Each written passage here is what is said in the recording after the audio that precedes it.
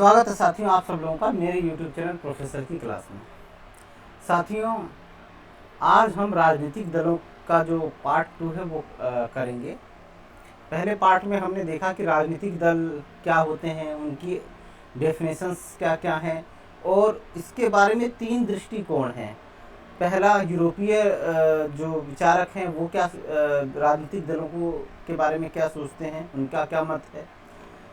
उसके बाद अमेरिकी जो विचारक हैं वो दलों की उत्पत्ति के संबंध में उनके क्या विचार हैं और साम्यवादी विचारधारा के लोग इस बारे में क्या सोचते हैं। और उसके बाद फिर हमने किया कि भाई राजनीतिक दलों के कार्य क्या हैं, उद्देश्य क्या हैं, उनके आवश्यक तत्व क्या हैं और उनकी विशेषताएं क्या हैं। तो इतना कुछ करने के बाद अब हम पढ़ेंगे कि भाई दलों की उत्पत्ति के संबंध में और दलों का जो वर्गीकरण है उसको समझेंगे कि अलग अलग विचारकों ने इस बारे में क्या कहा है ना। तो उससे पहले आप सबों के लिए वही पुराना वाला निर्देश है, आप में से जो भी कोई net, set, JRF, PGT, TGT, MA, BA, ठीक है ना, पोल साइंस से कर रहे हैं, उनके लिए ये इम्पोर्टेंट है। आप मेरे चैनल को, आप सब लोग मेरे चैनल को सब्सक्राइब कर लीजिए, क्योंकि यहाँ पे आपको मिलता है लेक्चर, मिलता है आपको नोट्स पर मिलते हैं, एमसीक्यू मिलता है, पीवाईक्यू मिलता है, ठीक है ना। और बीए वाले जो बच्चे हैं ना, उनके लिए जो अब तक का पढ़ाया है वो उतना बहुत है, ठीक है ना। उससे ज़्यादा वर्गीकरण वगैरह में पढ़ने की ज़रूरत नहीं है। आप नॉलेज के लिए पढ़ना चाहते हैं तो ठीक है, लेकिन जो ग्रेजुएशन में पूछा जाता है वो आपसे राजनीतिक दलों के बारे में पूछ लिया जाएगा कि राजनीतिक दल क्या होते हैं, अर्थ क्या होते हैं, एक दो परिभाषा पूछ लेंगे और उसके बाद दलों की विशेषताएँ क्या होती हैं, दल के आवश्यक तत्व क्या हैं, है ना। तो बस इतना ही पूछा जाता है और इससे ज़्यादा नहीं पूछा जाता है बीए के अंदर में। एमए के अंदर में आपको फिर ये अलग अलग थिंकर्स हैं, उनका जो वर्गीकरण है, इन सब बारों में, इन सब चीज़ों के बारे में ज़्यादा डिटेल से पूछा जाता है, ठीक है। तो चलिए दोस्तों, फिर आगे बढ़ते हैं जहां हमने कल अपना रोका था लेक्चर, ठीक है ना, वहां से आगे बढ़ेंगे। साम्यवादी दृष्टिकोण, विशेषताएं, आवश्यक तत्व, प्रमुख कार्य क्या हैं, वो सारा हमने कर लिया था। और अब ये है कि राजनीतिक दलों की उत्पत्ति के सिद्धांत के बारे में हम समझेंगे कि भाई इनकी उत्पत्ति कैसे होती है और किस विचारक ने इस बारे में क्या क्या कहा है, ठीक है ना। तो वो हम समझेंगे कि भाई उत्पत्ति के सिद्धांत क्या है, कि भाई दलों की उत्पत्ति कैसे हुई है, ठीक है ना। तो ये चीज़ है। और इसमें पहला वर्गीकरण जो है वो पलम्बरा या माइनर वीनर, ये नाम कहीं कहीं पे कुछ अलग हो जाता है, कहीं कहीं पे ला पलम्बरा साथ में लिखा होता है, ला, और कहीं पे ला अलग हो जाता है और पालम्बरा अलग हो जाता है। तो आप इसकी जो इंग्लिश है ना वो कीजिए तो ज़्यादा बढ़िया है, ठीक है ना। इंग्लिश में ये रहेगा, जब इंग्लिश से हिंदी में ट्रांसलेट कर लेते हैं तो थोड़ा सा गड़बड़ हो जाता है, कहीं ना कहीं कुछ दाएं बाएं का फ़र्क आ जाता है। तो हम अब इसको करेंगे। इन्होंने ला पलम्बरा और माइनर वीनर ने दलों की उत्पत्ति के 3 सिद्धांत दिए हैं।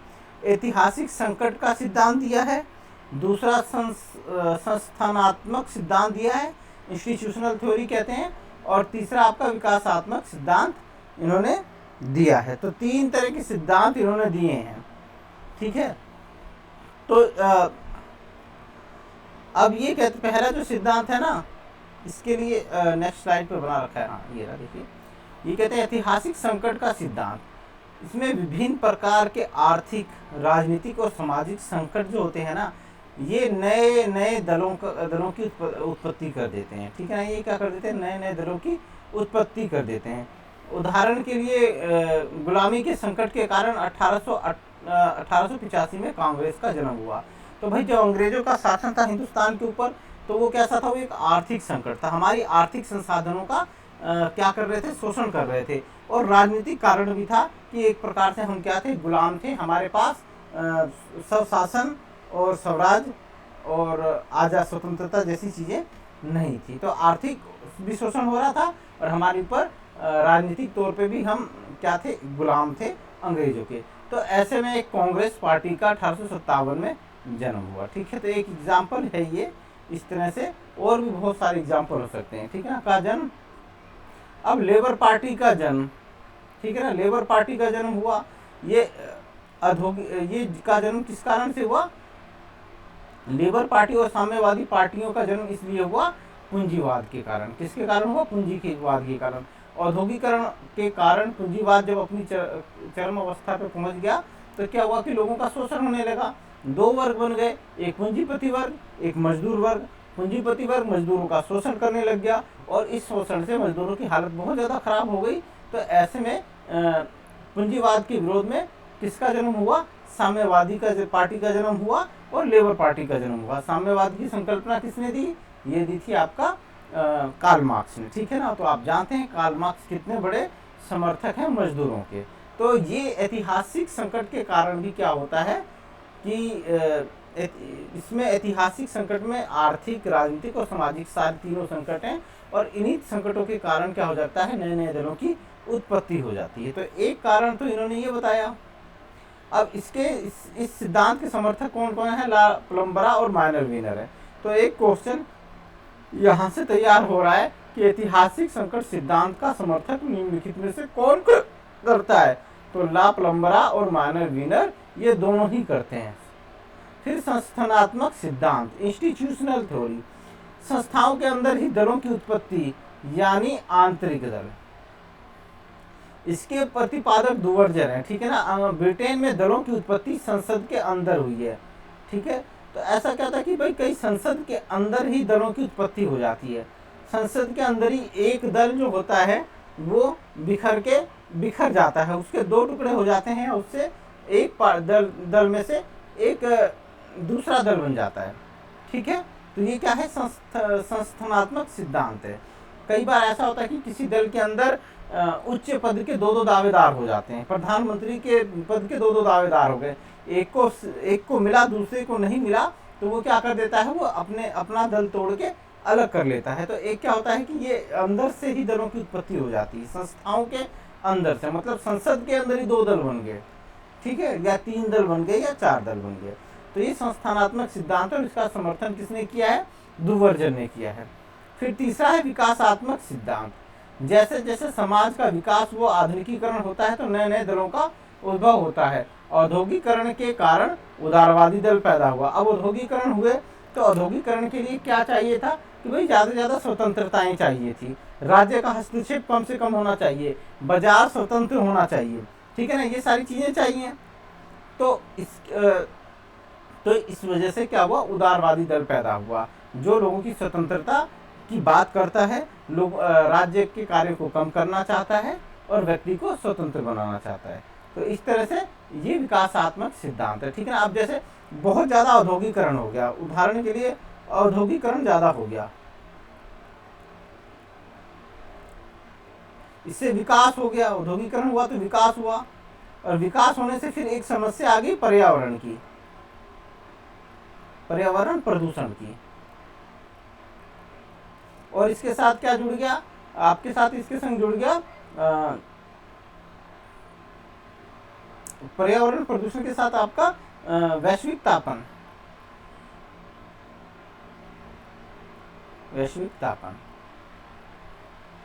ठीक है ना, तो इसी अब क्या है कि औद्योगिकरण हुआ, विकास हुआ, पर्यावरण प्रदूषण हुआ है, वैश्विक ताप बढ़ रहा है। ठीक है ना, तरह तरह की वैश्विक गैसें हो रही हैं, नई नई बीमारी आ रही हैं, तो इससे आपके कुछ नए दल उत्पन्न हो गया। जैसे कि आपका जो ग्रीन पर्यावरण की बात करते हैं, इस तरह के दल, हालांकि वो चल नहीं पाए, यूरोप के अंदर उनका जन्म हुआ और उनका कोई बहुत ज़्यादा कुछ वजूद भी नहीं है, लेकिन दल का निर्माण तो हुआ ना, है ना। तो क्या है, विकासात्मक सिद्धांत भी बताता है कि जैसे जैसे विकास होगा, आधुनिकीकरण होगा, तो नए नए दलों का क्या बोलते हैं आपका उदय होगा। जैसे कि औद्योगिकरण के कारण उदारवादी दल आ गया। ठीक है, और आपका और ज़्यादा औद्योगिकरण हुआ, विकास हुआ, तो पर्यावरण से रिलेटेड दल आ गए। तो ये जो हैं आपके तीन वो बताए हैं, ला प्लम्बरा और माइनर विनर ने तीन आधार बताए हैं आपका दलों की उत्पत्ति का: ऐतिहासिक संकट का सिद्धांत, संस्थानात्मक सिद्धांत और विकासात्मक सिद्धांत। ठीक है ना, जिसमें ऐतिहासिक संकट के सिद्धांत का समर्थन तो खुद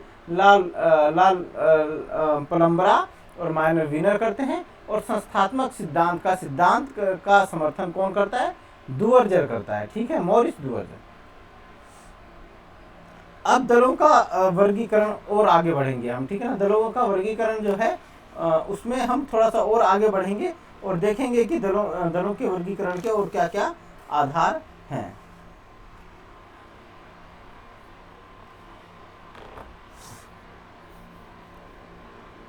दलों के अब इसके तीन आधार हैं। एक तो भौगोलिक आधार पे आप जब दलों को का वर्गीकरण करते हैं तो राष्ट्रीय दल आते हैं और क्षेत्रीय दल आते हैं। ठीक है, राष्ट्रीय दल जो पूरे राष्ट्र में होते हैं और क्षेत्रीय दल जो छोटे छोटे क्षेत्रों तक ही सीमित होते हैं। उसी तरह से जब आप संख्या के आधार पर आप वर्गीकरण करते हैं, एक दलीय व्यवस्था आती है। ये दलीय गलत लिखा हुआ है, आप इसे ठीक कर लेना। ठीक है, एक दलीय मतलब वहां पे सिर्फ एक ही दल होगा, जैसे चीन और क्यूबा के अंतर्गत है। ठीक है ना, यहाँ पे एक ही दल है, अन्य किसी दल को आने की आज़ादी है ही नहीं है, कोई नया दल वहां पे बन ही नहीं सकता। एक ही दल है और वो है साम्यवादी दल।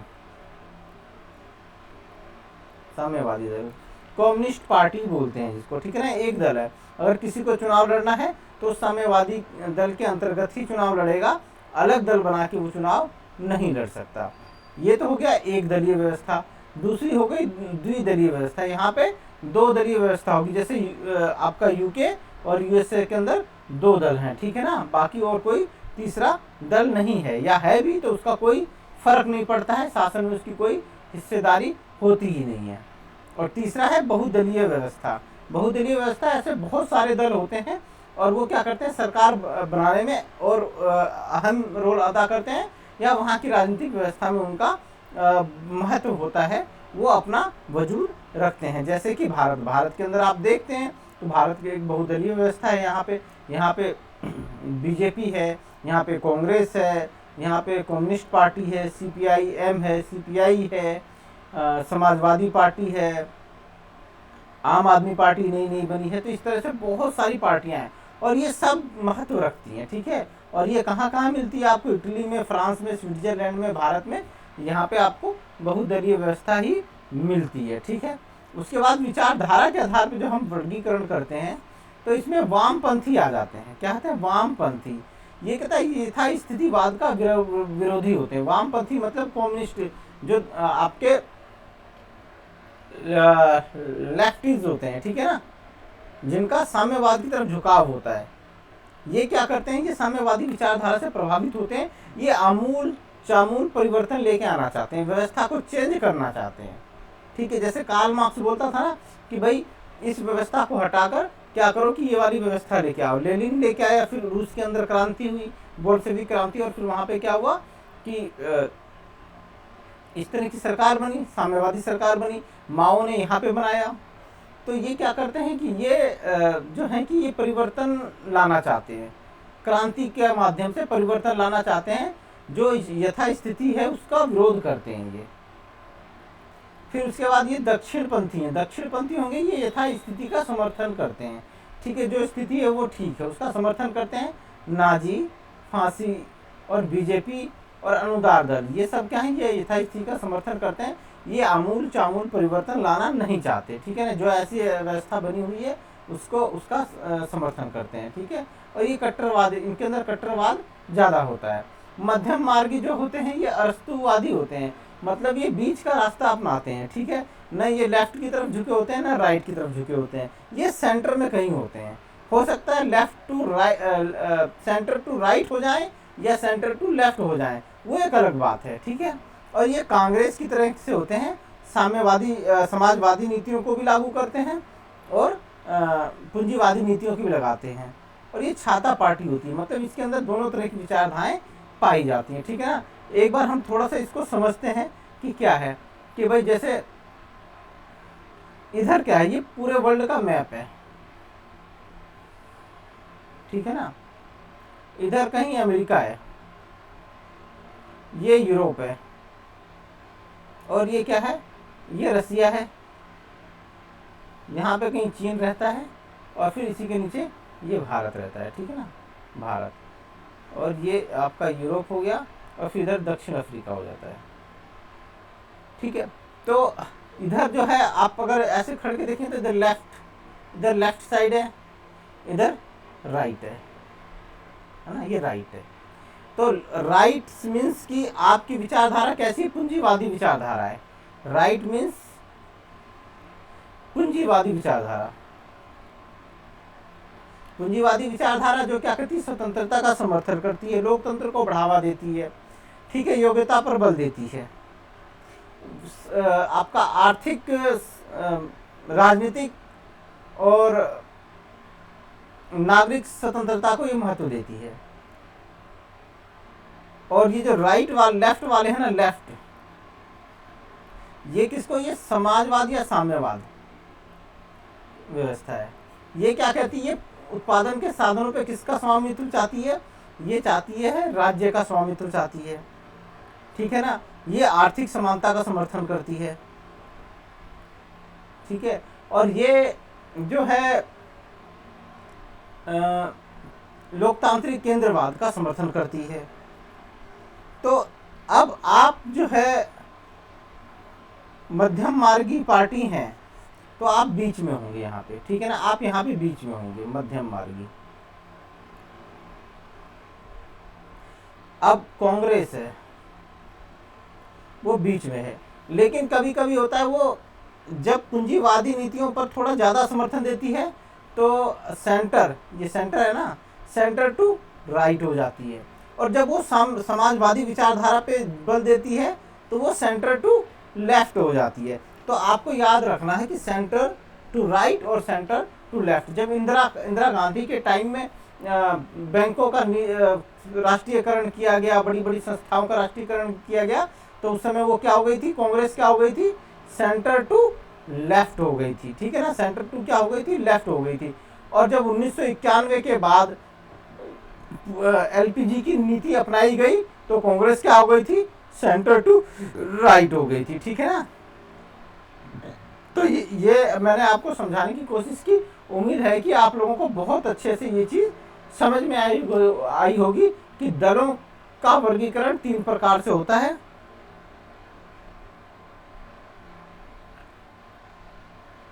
एक तो भौगोलिक आधार पे होता है, एक राष्ट्रीय दल होते हैं और एक क्षेत्रीय दल होते हैं। राष्ट्रीय दल पूरे राष्ट्र में होते हैं, क्षेत्रीय दलों की एक राज्य के अंदर या 2 राज्यों के अंदर सीमा होती है, ठीक है, उसी हिसाब से इनका महत्व भी होता है।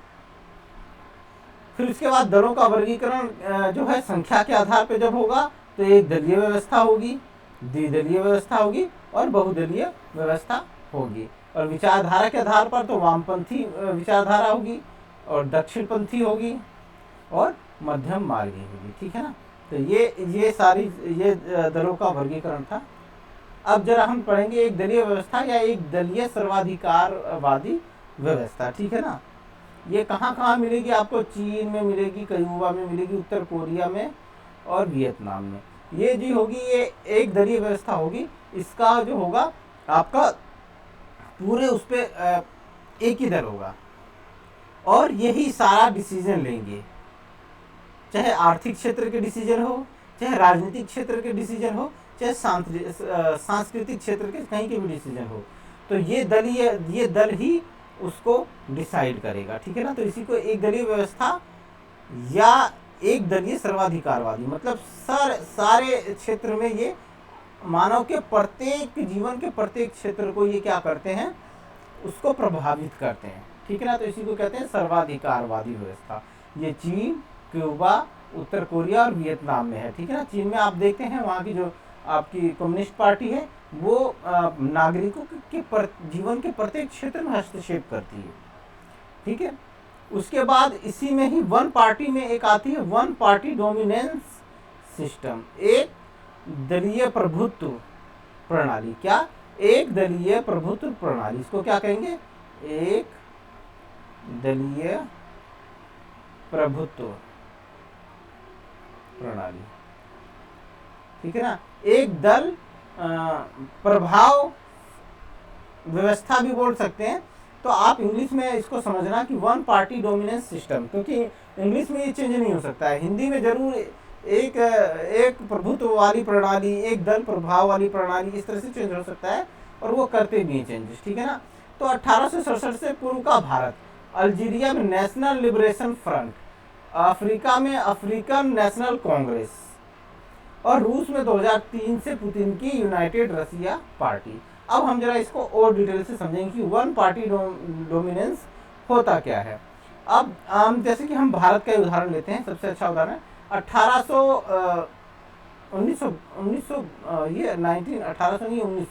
1967 से पूर्व का भारत, ठीक है ना। तो 1952 से लेके 67 तक कांग्रेस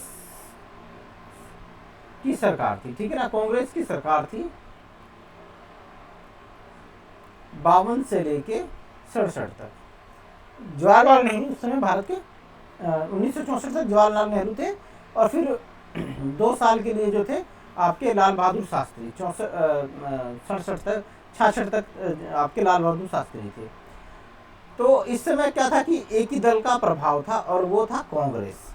ऐसा नहीं था कि इस समय दल नहीं थे, और भी कई सारे दल थे, लेकिन उनकी राजनीति में भूमिका ना के बराबर थी। हर बार कांग्रेस ही जीतती थी और कांग्रेस ही सरकार बनाती थी। जब कई सारे दल हों लेकिन एक ही दल जो है वो सरकार बनाने की स्थिति में हो, बाकी दल सरकार बनाने की स्थिति में ना हो या सरकार को प्रभावित ना कर पाती हो, तो इस सिचुएशन को वन पार्टी डोमिनेंस सिस्टम कहा जाएगा, जैसा कि 1952 से लेकर 1967 के बीच में था। कांग्रेस बहुत सारी थी, बहुत सारी पार्टियां थी, ऐसा नहीं कि पार्टियां नहीं थी, लेकिन उनकी स्थिति ना के बराबर थी। वो चैलेंज नहीं कर पाती थी कांग्रेस को राष्ट्रीय स्तर पे और राज्य स्तर पे भी, ठीक है। अपवाद स्वरूप केरल जरूर बाद में आया था, लेकिन कमोबेश स्थिति यही थी राज्यों में भी और सेंटर में भी कि कांग्रेस ही सरकार बनाती थी, कांग्रेस ही सरकार बनाने की स्थिति में होती थी। बाकी पार्टियां चुनाव लड़ती थी और कुछ 2-4 सीटें जीत के एक तरफ हो जाती थी। तो इसी को कहते हैं वन पार्टी डोमिनेंस सिस्टम। रूस में 2003 से पुतिन ने यही कर रखा है, ठीक है ना, कि हर बार उसी की ही पार्टी जीतती है, बाकी पार्टियां नहीं जीत पाती हैं, और सरकार बनाने की स्थिति में पुतिन होता है। तो इसी को कहते हैं वन पार्टी डोमिनेंस सिस्टम, एक दलीय प्रभुत्व प्रणाली, एक दलीय सत्तावादी प्रणाली, वन पार्टी अथॉरिटेरियन, ठीक है ना। मैक्सिको की आरपीआई, पार्टिडो रिवोल्यूशनरी इंस्टीट्यूट, ठीक है ना, व्यक्ति तानाशाह की बजाय दलीय तानाशाही, ठीक है। तो इसमें क्या होता है कि भाई एक इसमें जो होता है, इसमें राजनीतिक क्षेत्र में हस्तक्षेप करता है।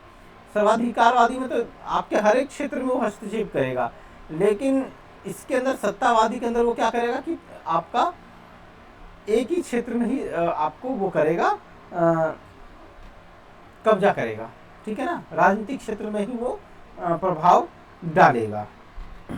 तो ये जो है ये आपकी कैसी प्रणाली है, एक दलीय सत्तावादी प्रणाली की सत्ता पे एक ही दल का वो होता है, कब्जा होता है, ठीक है। अब द्विदलीय व्यवस्था, ठीक है, UK, USA, Canada, Australia, New Zealand, Sri Lanka. तो आप ये नाम भी याद रखना, क्योंकि सीधा पूछ लेगा कि भाई निम्नलिखित में से कहाँ पे द्विदलीय प्रणाली है। तो यूके में है, यूएसए में है, कनाडा में है, ऑस्ट्रेलिया, न्यूजीलैंड और श्रीलंका। अब इसकी एक विशेषता है कि द्विदलीय व्यवस्था होगी ना, तो ये स्थिर सरकारों का निर्माण होगा, और ये इंपॉर्टेंट है, ये क्वेश्चन आया भी हुआ है, ठीक है ना। पीजीटी के लेवल से बहुत इंपॉर्टेंट है, मोस्ट इंपॉर्टेंट है, ठीक है, और नेट सेट के लिए भी इंपॉर्टेंट है। खैर नेट सेट पढ़ने वाले की जो पढ़ाई पढ़ेगा तो उसको तो ये बात अच्छे से पता होगी, लेकिन आप पीजीटी वाले जरूर ये ध्यान रखना कि द्विदलीय व्यवस्था जो है ना, उसमें सरकारों का, स्थिर सरकारों का निर्माण होगा, क्योंकि दो ही होंगे, दो ही पार्टियां होंगी, ठीक है ना, दो ही पार्टियां होंगी, ठीक है। एक तो ये पार्टी होगी, एक ये पार्टी होगी, या तो सरकार इसकी बनेगी या सरकार इसकी बनेगी, दोनों में से किसी एक की बनेगी, एक विपक्ष में आराम से बैठेगा। तो ये चीज होती है द्विदलीय प्रणाली के अंदर, ठीक है। अब भाई 100 वोट डलेंगे, तो ऐसा तो होगा नहीं कि 50-50 दोनों को पड़ जाएंगे, ये तो बड़ा मुश्किल है ना। तो कहीं एक को कम पड़ेंगे, एक को ज्यादा पड़ेंगे, और वो बन जाएगा। चलिए, फर्स्ट पास्ट द पोस्ट निर्वाचन प्रणाली द्विदलीय प्रणाली को बढ़ावा देती है, ठीक है ना। फर्स्ट पास्ट द पोस्ट मतलब जो आगे होगा वही जीतेगा, ठीक है ना। भारत में लोकसभा का चुनाव होता है तो वो इसी रीति से होता है, first past the post system, कि मतलब जो ज़्यादा वोट लेके आएगा वो जीतेगा, जो रेस में सबसे आगे होगा वही जीतेगा। अब उससे फर्क नहीं पड़ता है कि आपको कितने मिले हैं। सपोज करो कि भाई 10 उम्मीदवार हैं और 100 वोटर हैं, ठीक है ना। तो आप देखोगे तो वैसे एक तो फर्स्ट पास्ट पोस्ट के अंदर अब ये होगा कि भाई सबसे ज़्यादा वोट चाहिए। अगर किसी कोई 15 वोट ले आया और बाकी सब 8, 9, 10, 11, 13 तक रह गए, तो ये सबसे आगे है ना, ये जीत जाएगा, ये जीत जाएगा। बहुमत के आंकड़े की आवश्यकता नहीं होती, बहुमत के आंकड़े की आवश्यकता नहीं होती है, इसमें की आवश्यकता नहीं है, ठीक है ना। बहुमत के आंकड़े की आवश्यकता नहीं है। बहुमत का आंकड़ा क्या होगा, 50 प्लस में 1, ठीक है ना, या 50% प्लस में 1 सी, तब ये बनेगा, ये होता है बहुमत का आंकड़ा। लेकिन यहाँ बहुमत के आंकड़े की आवश्यकता नहीं है, जिसके पास ज़्यादा मत होंगे वो जीत जाएगा, फर्क नहीं पड़ता एक मत से आगे है या 2 मत से आगे है। तो यह है फर्स्ट पास्ट द पोस्ट निर्वाचन प्रणाली, जो है द्विदलीय प्रणाली को बढ़ावा देती है। चलिए दोस्तों आगे बढ़ते हैं। बहुदलीय प्रणाली क्या होती है, एक साथ बहुत सारे दल प्रतिस्पर्धा करते हैं, ठीक है ना। जैसे भारत के अंदर कितने सारे दल हैं, बहुत सारे दल हैं, ठीक है ना। राष्ट्रीय दल है, क्षेत्रीय दल भी हैं, है ना, राष्ट्रीय दल भी हैं, राज्य स्तर के दल भी हैं। यह प्रणाली राजनीतिक अस्थायित्व को बढ़ावा देती है, ठीक है ना। अब मान लो जैसे कि सरकार बनाने के लिए आपको 500, जैसे अगर मान लो अमेरिका की बात करते हैं,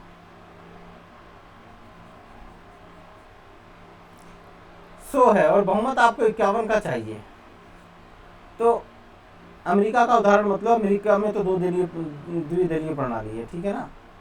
अमेरिका में द्विदलीय प्रणाली है, तो उसका उदाहरण लेना उचित नहीं होगा किसी भी सूरत में, तो उसका उदाहरण नहीं लेंगे। हम भारत का ले सकते हैं, क्या भारत का ले सकते हैं, एक मिनट,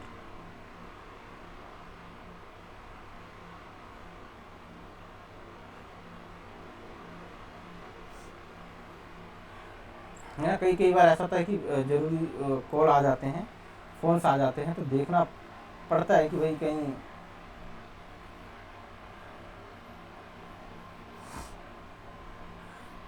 अब जैसे कि हम भारत का एग्जाम्पल ले लेते हैं, है ना।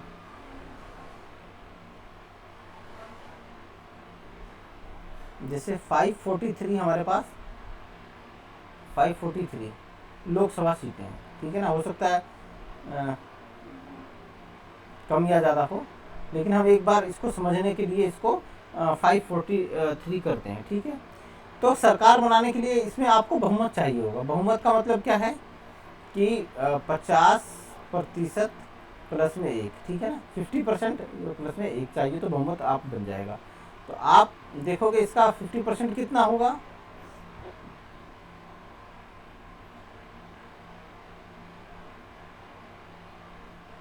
सीटें 272 सीटें आपको चाहिए, ठीक है।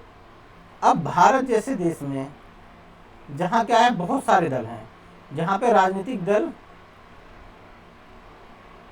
दल बहुत सारे हैं, और अगर किसी पार्टी को 272 सीटें नहीं आई, है ना, किसी पार्टी को 272 सीटें नहीं आई, तो फिर क्या होगा, वो समर्थन लेना पड़ेगा, ठीक है। 2, 4, 5, 10 पार्टियों से क्या लेना पड़ेगा, समर्थन लेना पड़ेगा। समर्थन लेके ये जो नंबर है ना, इसको प्राप्त करना होगा, इसको क्या करना पड़ेगा, इस नंबर को प्राप्त करना पड़ेगा, ठीक है। अब इस कंडीशन में होता क्या है कि जैसे ही आपका सहयोगी दल से मतभेद होगा, वो अपना समर्थन वापस ले लेगा, अपना समर्थन वापस ले लेगा। तो क्या हो गया, सरकार गिर जाएगी। क्या होगा, सरकार गिर जाएगी। क्यों? क्योंकि बहुमत का आंकड़ा 272 है और सीटें हो जाएंगी कम। इसीलिए कहते हैं कि बहुदलीय व्यवस्था के अंतर्गत क्या होता है कि अस्थायित्व को बढ़ावा देती है। ठीक है ना, स्थिर सरकारों का निर्माण नहीं हो पाता क्योंकि राजनीतिक दल बहुत सारे हो जाते हैं और सीटें बढ़ जाती हैं, और अक्सर ऐसा होता है कि किसी को बहुमत का आंकड़ा नहीं मिल पाता है और अस्थिर सरकारों का निर्माण होता है। ठीक है ना, तो ऐसा टाइम भी कई बार हिंदुस्तान में आया जब अस्थिर सरकारों का निर्माण करना पड़ा। अब अनेक दलों के कारण यहाँ विचारधारा का ध्रुवीकरण तीव्र नहीं हो पाता है। ठीक है ना, अब भाई बहुत सारे सीपीआईएम, ठीक है, अब जैसे कांग्रेस है, कांग्रेस की आप विचारधारा देखेंगे वो क्या है, मध्यम मार्गीय है। ठीक है ना, ये क्या है, मध्यम मार्गीय है, बीच में चलती है। ठीक है ना, बैलेंस बना के चलती है पूंजीवाद के बीच में और साम्यवाद के बीच में। अब एक नई पार्टी आ गई है, आम आदमी पार्टी, आप, ठीक है ना, आप केजरीवाल की। अब ये भी क्या है, ये भी कुछ इसी तरह का बैलेंस बना के चलती है पूंजीवाद और आपका समाजवाद के बीच में। तो ये भी मध्यम मार्गी हो गई। ठीक है, उसी तरह से आपका अखिलेश यादव की पार्टी है सपा, वो भी इसी तरह का ही करती है। वो उसी तरह से आपका और भी कई सारी पार्टियां हैं, है ना। तो इससे क्या होता है कि मार्क्सवाद से रिलेटेड जितनी पार्टियां हैं कहीं ना कहीं वो भी इसी तरह की हैं। बीजेपी है, शिवसेना है ना। तो ये इनकी कुछ कुछ विचारधाराएं मिलती है। तो क्या होता है कि इनके बीच में विचारधारा का ध्रुवीकरण तीव्र नहीं हो पाता है, ये वो चीज नजर नहीं आती है। अब आनुपातिक प्रतिनिधित्व प्रणाली बहुदलीय व्यवस्था को जन्म देती है, ये बड़ी जोरदार बात है। ठीक है ना, आपसे ये पूछ सकता है कि एक तरफ ये लिखा होगा आनुपातिक और एक तरफ लिखा होगा द्विदलीय। ठीक है ना, स्थायी तो लिखा, इधर लिखा होगा बहुदलीय। तो यहाँ पर आनुपातिक प्रतिनिधि प्रणाली बहुदलीय और द्विदलीय प्रणाली स्थायित्व सरकार का निर्माण करती है। इस तरह से मिलान करने में आ सकता है। ठीक है ना, अब हम बताएंगे कि आनुपातिक प्रतिनिधित्व प्रणाली में क्या होता है। आनुपातिक प्रतिनिधित्व प्रणाली के अंतर्गत आपको जितने प्रतिशत मत मिला है ना, जितने प्रतिशत मत प्राप्त होता है उतनी सीटें मिल जाती हैं, उतनी सीटें मिल जाएंगी। ठीक है ना, अब जैसे कि केजरीवाल को अगर 5% वोट मिल जाते हैं, ठीक है, तो 543 का 5% सीट जो होगी ना, लगभग 6 सीट के आसपास इनको 6 सीट क्यों मिलेगी, 5% मत हुआ तो 543 का 5% जो भी होगा वो आपको इनको उतनी सीट मिल जाएंगी। ठीक है, अगर किसी को 20% मत मिले हैं तो उनको 543 में से 20% सीट जितनी भी होगी वो उनको मिल जाएगी। तो ये इसको कहते हैं आनुपातिक प्रतिनिधित्व प्रणाली। इसके अंतर्गत ये होता है कि भाई सबको कुछ ना कुछ मिलेगा, इसके अंतर्गत सबको मिलेगा। अगर कोई 1% वोट भी प्राप्त किया है ना, उसको भी कुछ ना कुछ सीटें जरूर मिल जाएंगी। 1% वोट प्राप्त किया है तब भी उसको 5 सीटें मिल जाएंगी। उसको कितनी मिल जाएंगी, 5 से 6 सीटें उसको मिल जाएंगी। इसको कहते हैं आनुपातिक प्रतिनिधित्व प्रणाली। ठीक है, ये कई सारे बहुदलीय व्यवस्था को जन्म दे देती है। अब एलन बॉल का वर्गीकरण हम देखेंगे कि एलन बॉल ने किस तरह से वर्गीकरण किया है। ठीक है ना, इसमें अब बहुत सारे आ जाएंगे। अब इन्होंने दलों की संख्या, संरचना व शक्ति के आधार पर 7 प्रकार की दलीय प्रणालियां बताई हैं। कितनी बताई हैं, 7 प्रकार की दलीय प्रणालियां बताई हैं। अस्पष्ट द्विदलीय पद्धतियां, स्पष्ट द्विदलीय पद्धतियां, कार्यवाह बहुदलीय पद्धतियां, अस्थिर बहुदलीय पद्धतियां, एक दल प्रभावी दल पद्धति, एक दलीय पद्धतियां, सर्वाधिकारवादी एक दलीय पद्धतियां। तो ये सारा इन्होंने हमें बताया है। ठीक है ना,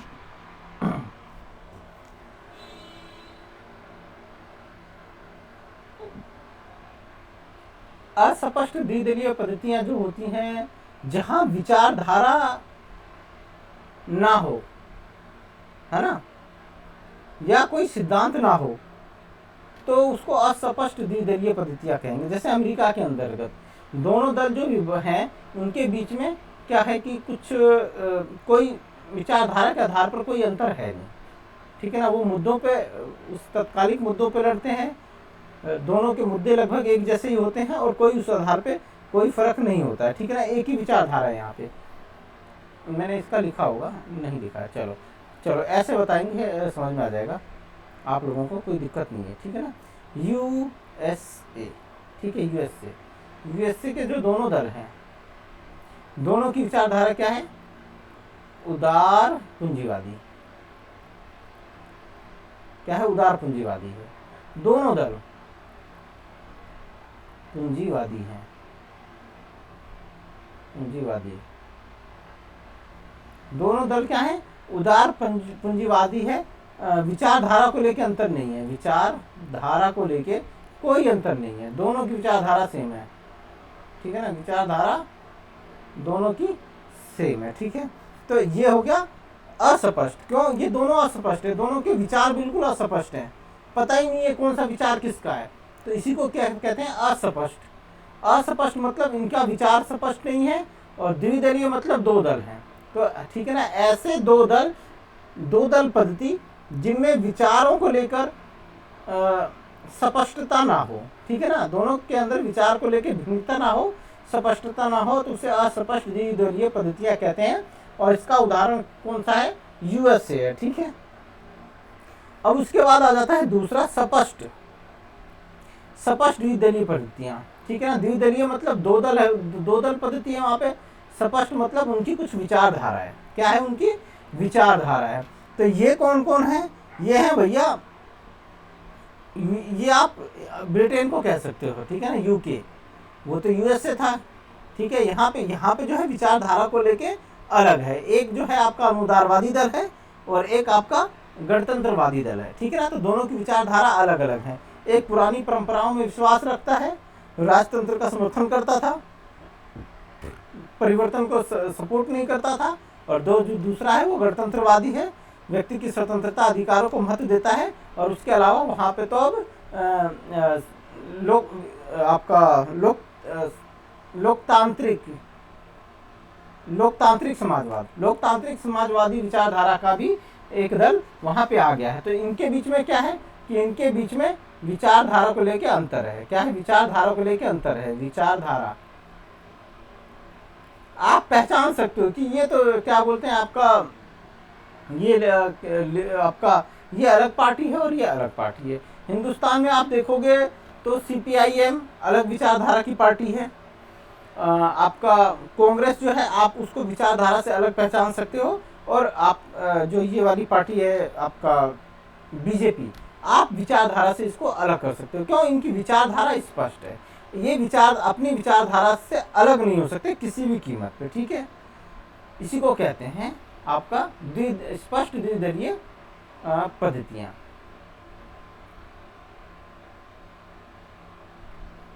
कार्यवाह बहुदलीय पद्धतियां, ठीक है ना। तो कार्यवाह बहुदलीय पद्धतियां Switzerland, Norway, Sweden, Netherland, Belgium है। ये स्थिर बहुदलीय व्यवस्था है, ठीक है ना। क्या है? स्थिर। ये स्थिर बहुदलीय व्यवस्था है, मतलब यहाँ पे बहुदलीय व्यवस्था तो, लेकिन ये स्थिर रहती हैं। यहाँ पे सरकारें हमेशा टूटती बिखरती नहीं रहती हैं, ठीक है। यहाँ पे सरकारें बनती हैं और चलती हैं। अब ये तो कार्यवाह हो गया। एक अस्थिर बहुदलीय पद्धतियां, यहाँ पे बहुदलीय पद्धतियां तो हैं, लेकिन ये क्या है? अस्थिर हैं, कभी भी डगमगा जाती हैं, कभी भी टूट जाती हैं, कभी भी ये गिर जाती हैं। ये कहाँ पे? ये इटली में है, इंडिया में है। इटली में बहुत लंबे टाइम तक इस तरह की दिक्कत रही, फिर इंडिया में है, और 1958 से पूर्व फ्रांस में था, फ्रांस में था, ठीक है ना। तो ये चीज थी। और यहाँ पे कार्यवाह बहुदलीय पद्धतियां ये स्थिर सरकार का निर्माण करती हैं। ये स्विट्जरलैंड में है। यहाँ पे मिली-जुली सरकार जरूर बनती है लेकिन वो चलती है, ठीक है, वो अपना कार्यकाल पूरा करती है। सेम नॉर्वे के अंदर है, स्वीडन में है, नीदरलैंड में है, और कहाँ पे, बेल्जियम में है। तो ये यहाँ पे जो है आपका कार्यवाह बहुदलीय पद्धतियां हैं, ये आपके जिनकी ये अपना कार्यकाल पूरा करती हैं, स्थिर सरकारों का यहाँ पे निर्माण होता है। और चौथा जो इन्होंने बताया अस्थिर बहुदलीय पद्धतियां, यहाँ पे बहुत सारे दल तो होते ही हैं लेकिन अस्थिर सरकार का निर्माण करते हैं, कभी भी सरकार टूट जाती है, कभी भी कोई अपना समर्थन खींच लेता है।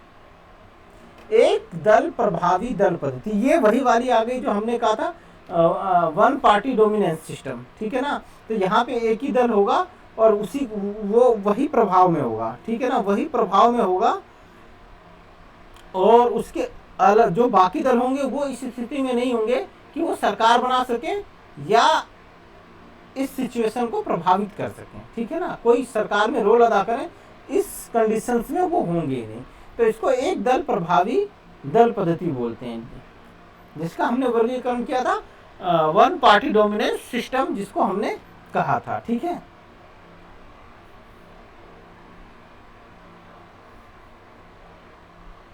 अब एक वन दलीय पार्टी है, ठीक है ना। अब यहाँ पे क्या होगा कि एक ही दल होगा, यहाँ पे एक दल होगा। अब इसको सुकर्णों का शासन जो था इंडोनेशिया में,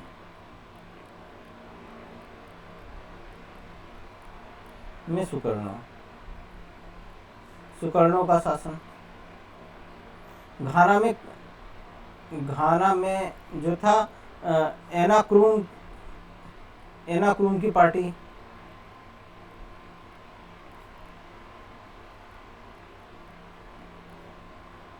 इराक में सद्दाम हुसैन,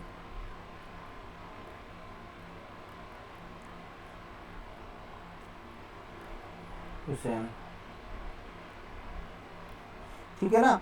तो ये जो पार्टियां हैं, ये वाली पार्टियां हैं, ये क्या एक दल प्रभावी दल पद्धति है और खींचातान दल के अंदर ही चलता है। इसके अंतर्गत क्या चलता है, एक दल के अंदर ही खींचातान चलेगी, ये इसका है, ठीक है ना, एक दल पद्धतियां, ठीक है ना, एक दल पद्धति इसकी, सॉरी, ठीक है। ये तो हमने जो कर लिया था सिंगल पार्टी डोमिनेंस का था, तो मैं ये आपको समझाता 6वां नंबर, तो गलती से वहाँ पे लिख दिया मैंने।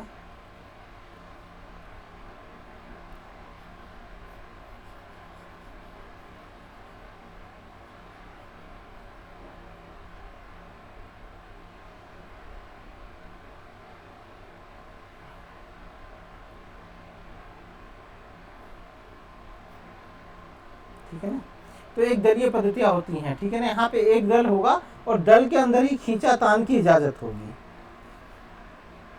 विचारधारा नहीं होगी, ठीक है ना, विचारधारा इनमें नहीं होगी। और उसके बाद आ जाते सर्वाधिकार एक दलीय पद्धतियां, यहाँ पे क्या होगा, सिर्फ एक ही दल होगा, एक ही दल होगा। और ये कहाँ पे होगा, चीन में होगा, क्यूबा में होगा, और उत्तर कोरिया में होगा, वियतनाम में, ठीक है, पहले का USSR, ये हटा दो, ठीक है ना। तो ये होगी, यहाँ पे क्या होगी कि विचारधारा महत्वपूर्ण होगी। यहाँ पे एक दलीय पद्धति जो है, ये है ना, सत्तावादी एक दलीय पद्धति होती है, सत्तावादी एक दलीय पद्धति की तरह होती है ये लगभग। तो यहाँ पे क्या है कि यहाँ पे विचारधारा जरूर होगी, यहाँ पे विचारधारा होगी, ठीक है ना। आप यहाँ पे देखेंगे साम्यवादी विचारधारा है, जहाँ पे भी साम्यवादी विचारधारा होगी वहाँ पे सर्वाधिकारवादी एक दलीय पद्धति होगी, ठीक है ना। जहाँ पे साम्यवादी व्यवस्था वाली सरकार होगी, सॉरी, जहाँ पे साम्यवादी व्यवस्था वाली सरकार होगी वहाँ पे सर्वाधिकारी एक दलीय पद्धति होगी, ठीक है। तो ये एलन बॉल ने आपका 7 तरह के बताए हैं, वर्गीकरण किया है दलों का, संख्या के आधार पर, संरचना के आधार पर, शक्ति के आधार पर 7 प्रकार की दलीय व्यवस्था बताई है। कौन कौन सी है, एक अस्पष्ट द्विदलीय पद्धति है, ठीक है। दूसरी उसी के कंपटीशन में स्पष्ट द्विदलीय पद्धति आ गई, ठीक है, उसी के विरोध में, ठीक है। एक स्पष्ट द्विदलीय पद्धति है, एक अस्पष्ट द्विदलीय पद्धति है। उसके बाद कार्यवाह बहुदलीय पद्धतियां, ठीक है ना। दो दलों की बात कर ली इसने, दो दल के बारे में बताएं कि दो दल वाली संख्या के आधार पे दो दल वाली जो दलीय प्रणाली है वो कौन कौन सी है। एक स्पष्ट द्विदलीय प्रणाली, दूसरी अस्पष्ट द्विदलीय प्रणाली, ठीक है। उसके बाद अब बहुदलीय की बात करता है, तो कहता है कार्यवाह बहुदलीय प्रणाली, मतलब जो स्थायी सरकारों का निर्माण करती है ऐसी बहुदलीय प्रणाली। फिर उसके बाद कहता है अस्थिर बहुदलीय प्रणाली, मतलब ऐसी बहुदलियों की बहुत सारे दलों की ऐसी प्रणाली जो अस्थिर सरकारों का निर्माण करती है। फिर ठीक है, फिर उसके बाद फिर वही वाला वर्गीकरण आ गया, एक दल प्रभावी दल पद्धति, मतलब एक दल है, दल तो कई सारे होंगे लेकिन एक ही दल का प्रभाव होगा। फिर एक दलीय पद्धति अर्थात एक दल सत्तावादी पद्धति जो है उस तरह की बात कर दी। और सर्वाधिकारी एक दलीय पद्धति, ठीक है ना। तो ये आपका जो है कि आपका साम्यवादी टाइप की हो गई, एक ही दल है और वही चुनाव में लड़ेगा, अपने अगल बगल में कोई दूसरा दल खड़ा ही नहीं होने देता है वो, ठीक है ना। वो अपने बगल में कोई दल खड़ा नहीं होने देता है और मानव जीवन के प्रत्येक क्षेत्र को नियंत्रित करता है, प्रभावित करता है। जीन ब्रांडेल का वर्गीकरण, आगे देखें कितना टाइम है, 11:12। इसको कर लें, देखें फिर उसके बाद कितना रह जाएगा। चलो ये और कर लेते हैं, ठीक है ना। उसके बाद फिर स्टॉप लगाएंगे, फिर बाकी अगले उसमें डालेंगे। अब एक दलीय पद्धति कौन कौन सी, जहाँ पे सिर्फ एक ही दल होते हैं, ठीक है। ये कहाँ है, यूएसएसआर में है, ये चीन में है, ये कहाँ पे है, ये क्यूबा में है, ये वियतनाम में है, ये उत्तरी कोरिया में है। आप लोगों को पढ़ाते पढ़ाते मुझे भी एक एक चीज़ याद हो जाएगी कि कौन से देश में कौन सी व्यवस्था है, ठीक है ना। लाओस में होगा ये, यहाँ पे क्या है कि एक दलीय व्यवस्था है, ठीक है ना। साम्यवादी दल है और उसी का ही सत्ता पे, और प्रत्येक सत्ता पे ही नहीं, प्रत्येक जीवन के प्रत्येक क्षेत्र पे इनका नियंत्रण है, ठीक है ना। यही कानून नियम विधि सब ये यहीं पे बनाते हैं। द्विदलीय पद्धति, ये क्वेश्चन आया हुआ है, जीन ब्रांडेल का वर्गीकरण उसने पूछा है, ठीक है ना। तो ये द्विदलीय पद्धति मतलब दो दल होंगे, ये यूएसए और यूके, और आपका श्रीलंका भी होगा इसके अंदर मेरे ख्याल से, श्रीलंका, ठीक है। यहाँ पे क्या है, दो दल पाए जाते हैं। फिर ये ढाई दलीय पद्धति क्या होती है, आप कहोगे ढाई दलीय पद्धति क्या होती है, तो ये ढाई दलीय पद्धति ये होती है कि इसमें दो दल होंगे, ठीक है। ये तो दोनों बराबर के दल हैं, एक बीच में कहीं छोटा सा दल होगा, ठीक है। ये है तो छोटा दल, लेकिन ये सरकार बनवा देगा। क्या बनवा देगा, सरकार बनवा देगा। ये जिसकी तरफ चला जाएगा ना, इधर चला गया तो इसकी सरकार बन जाएगी, और इधर चला गया तो इसकी सरकार बन जाएगी। तो इसी को ढाई दलीय पद्धति कहते हैं, और ये जर्मनी में पाई जाती है, ठीक है ना। वेरी वेरी इंपॉर्टेंट है ये, ठीक है ना, वेरी वेरी इंपॉर्टेंट है। आपसे पूछेगा ढाई दलीय पद्धति किस देश में पाई जाती है, तो जर्मनी में पाई जाती है। होता क्या है कि भाई दो के अलावा एक तीसरा दल होता है जो सरकार बनाने की स्थिति में तो नहीं होता है, लेकिन उसकी मदद के बिना सरकार भी नहीं बन सकती। क्या, उसकी मदद के बिना सरकार भी नहीं बन सकती। ये हो गया। चलिए, उसके बाद है एक दल प्रधान बहुदलीय प्रणाली। अब ये वही आ गया, वन पार्टी डोमिनेंस सिस्टम।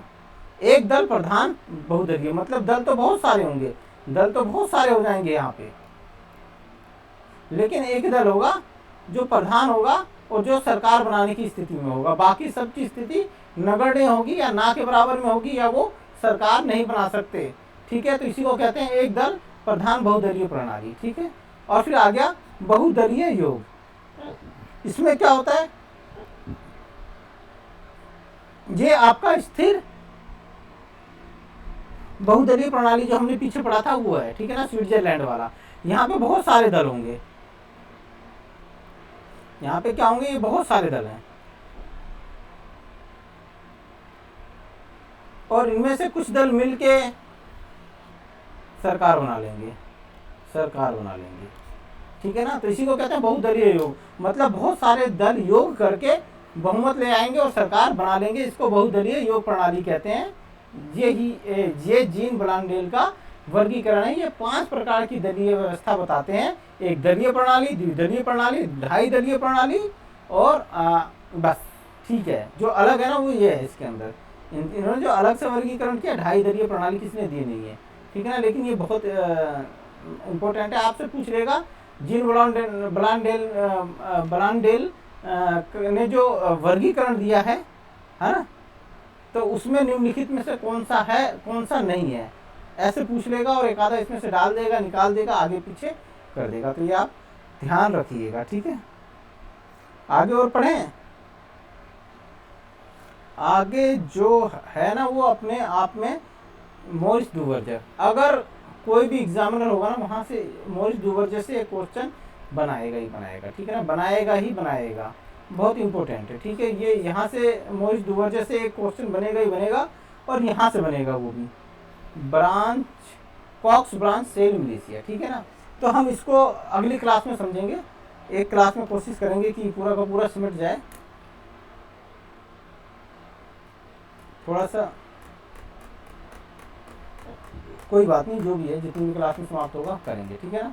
तो अभी के लिए इतना ही, फिर मिलेंगे एक नई क्लास में, ठीक है ना, पार्ट 3, उसके अंदर में सारा का सारा समेट लेंगे, ठीक है।